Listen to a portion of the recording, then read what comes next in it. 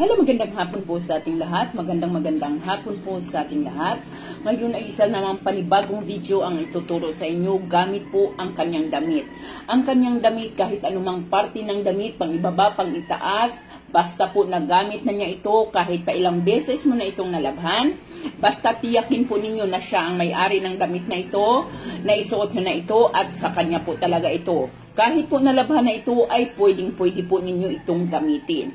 Yun bang mga taong hindi na nagpaparamdam sa iyo o yung mga taong hindi umuuwi ay pwede itong gawin ninyo sa kanyang damit. Napakadali at simple po lamang ang ating gagawin.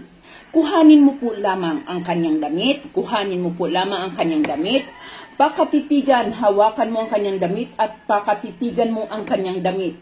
Habang pinakatitigan mo ang damit ay bigkasin mo ang kanyang pangalan ng 3 beses. So halimbawa siya ay si Rene Roberto. Sabihin mo, Rene Roberto. Bigkasin mo ang kanyang pangalan, Rene Roberto, at ang iyong kahilingan. Pagkatapos, banggitin ulit ang kanyang pangalan at ang iyong kahilingan. Banggitin ulit ang kanyang pangalan at ang kanyang kahilingan. Kumbaga, 3 beses mong bigkasin ang kanyang kahilingan, ganon din po ang kanyang pangalan. So, pagkatapos ng pangalan, bigkasin ang iyong kahilingan ng 3 beses. Pagkatapos po ninyo itong bigkasin ng 3 beses, ay halikan mo ang kanyang damit ng 3 beses din. So, hahalikan mo ang kanyang damit ng may damdamin ng 3 beses din. Pagkatapos po ninyo itong halikan sa loob ng inyong mga pinto or sa likod, ito po yung ating pinto. So, halimbawa, ayan yung ating mga pinto. Kung kayo ay naglalagay ng doorknob sa ibaba, ay ilagay nyo ito sa ilalim ng inyong mga, doormat, hindi po doorknob. Kung kayo ay may mga doormat sa ibaba ng inyong mga pultahan or sa inyong mga likod ng inyong mga pintuan, ay ipailalim mo ito, ang damit na ito doon.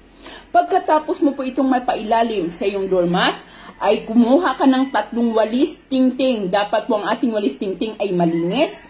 Pagkatapos po, habang nakalagay ito sa doorknob, ay hampasin mo ang pintuan ninyo ng 3 beses. 3 beses kada hampas. Bigkasin ang kanyang pangalan at ang kahilingan. Bigkasin ang kanyang pangalan at kahilingan. Bigkasin ang kanyang pangalan at kahilingan. At pagkatapos po nun, ay hayaan mo po lamang ang damit na ito doon sa ilalim ng inyong mga doormat. Basta po guys, gawin niyo ito ng tama, walang duda. Gawin niyo ng tama at dapat po ay talagang buong buhay yung paniniwala. Makikita po ninyo, magtatagumpay po kayo, uuwi sa iyo ang taon na ito. Pwede po ito sa inyong anak, sa inyong mga asawa, o sa inyong kapamilya na hindi po umuwi sa inyo. Maaari po itong gawin ng kahit anong araw at kahit anong oras, basta tiyakin na buo ang inyong paniniwala. Ayan lamang po guys, maraming salamat at magandang tanghali sa ating lahat.